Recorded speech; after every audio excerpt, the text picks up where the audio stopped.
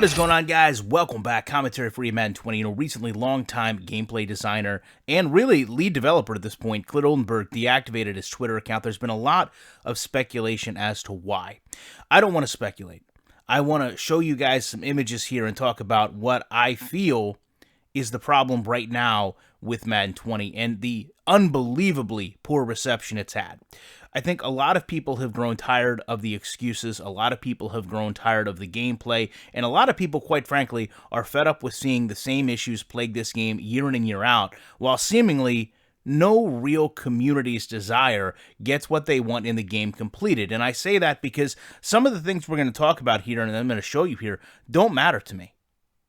They're so far down on my list, like these custom mouthpieces, that I don't put much stock into getting them improved.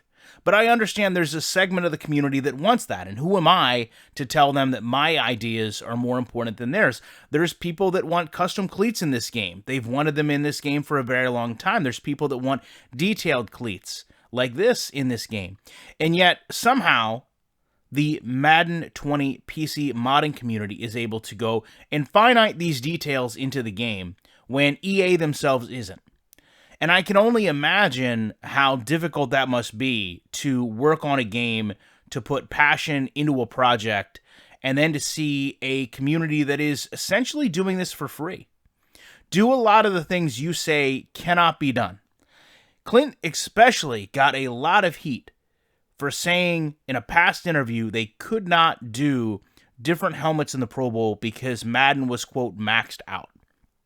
And now that it's been done, we realize that not only was it possible, but people go back and say, well, if you lied to us here, what else could you be lying about? To me, the simple answer to that is maybe they were maxed out on resources, and removing the referees was a big step into freeing up some of those resources to generate the helmets to load on field. But we also know that it has some issues, such as Angry Joe's video where Drew Brees sits down a Cowboys helmet. Those little things add up. The little things that people want in a game add up to big things, add up to a lot of things.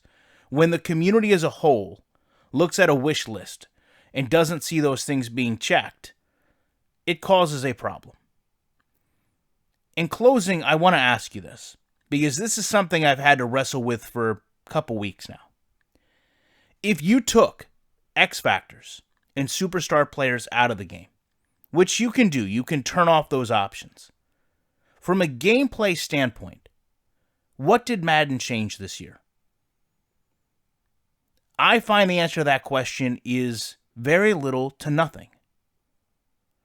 And if you take that ideology and apply it to them selling us a new copy of this game, it becomes very clear to me why people have grown frustrated and in some cases are willing to put that frustration toward the only public people in the community that are willing to receive it.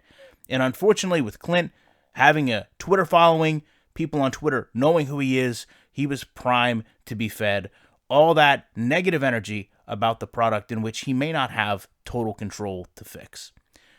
Hopefully, in the future, we can find out some clarification as to why he decided to do this. Not that he owes that to any of us, but leaving things unsaid, obviously, is what's led to a lot of speculation in the community and maybe some unfounded ideas as to why he had to leave. Love to know your thoughts on this. Appreciate you checking it out. I will be back in the week with more commentary.